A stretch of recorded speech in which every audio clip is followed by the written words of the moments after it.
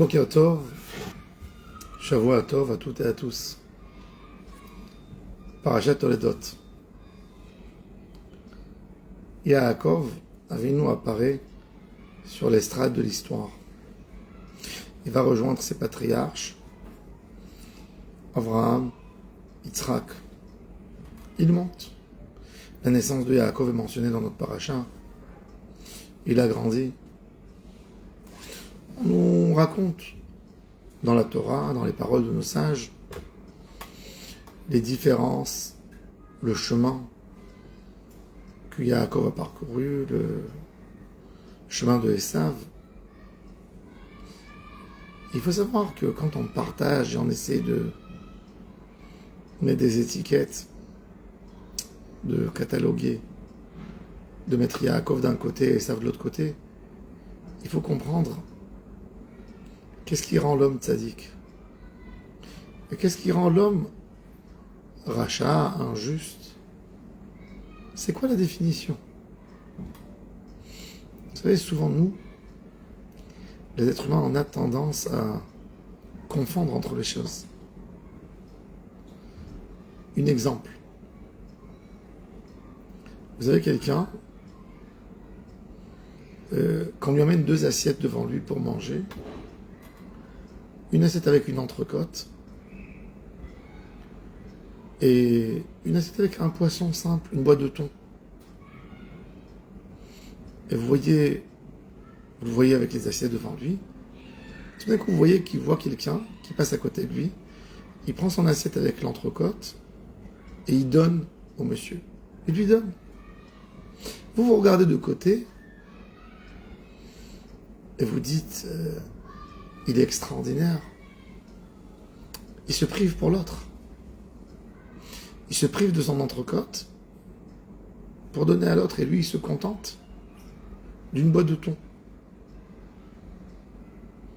Ça, c'est l'idée que vous gardez en tête. Et puis il y a quelqu'un qui vient, qui vous dit, tu sais, ce monsieur n'aime pas du tout la viande. Il voulait la jeter, mais bon, il a vu que ce monsieur est passé à côté de lui, il pensait que ça pouvait lui servir. Alors là, tout d'un coup, tout change. C'est pas le tzaddik que je pensais, c'est pas le grand homme qui a fait un effort. Quand on voit Yaakov et Esav, c'est les priorités. Qu'est-ce qu'on a envie de faire dans la vie? À quoi on veut consacrer de l'importance? Qu'est-ce qui est cher pour nous? Yaakov veut profiter de la vie. N'ayez pas un doute, même une seconde. Yaakov, c'est un tzaddik, mais ce n'est pas un sadique. C'est quelqu'un qui n'a pas envie de se priver de ce que la vie a à nous proposer. Un homme que dans sa tête, il se dit « Je dois me retirer de la vie », c'est un homme qui a un problème. Quand quelqu'un, il voit les avantages que la vie, elle donne, et il décide de se priver sans aucune raison, c'est qu'il a un problème. Le nazir qui s'est privé sans comprendre exactement la signification de la naziroute, il a amené un sacrifice le jour où il arrête la naziroute, et ça s'appelle Me'asher Chata la Nefesh. Parce qu'on lui dit, pourquoi tu as décidé d'arrêter? Si tu avais raison, pourquoi tu as décidé? Donc forcément, tu dois amener un sacrifice sur ton mauvais rapproche au monde. Yaakov veut profiter. Comme tout le monde. Mais Yaakov Avinu a d'autres priorités. Quand tu décides dans ta tête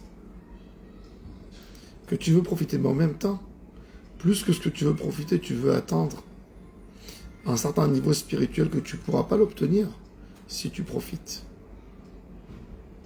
Est-ce que là, tu es en punition? Non. Tu te motives tellement et tu dis, eh ben non. Quand quelqu'un renonce beaucoup de choses parce que il doit faire de grosses études, quand quelqu'un ne mange pas un gâteau parce qu'il doit aller dans 1 heure au resto et il doit bien manger, est-ce que ça s'appelle qu'il se prive? Non, ça ne s'appelle pas qu'il se prive. Ça s'appelle un homme avec une stratégie, avec une intelligence, avec un ordre dans la tête.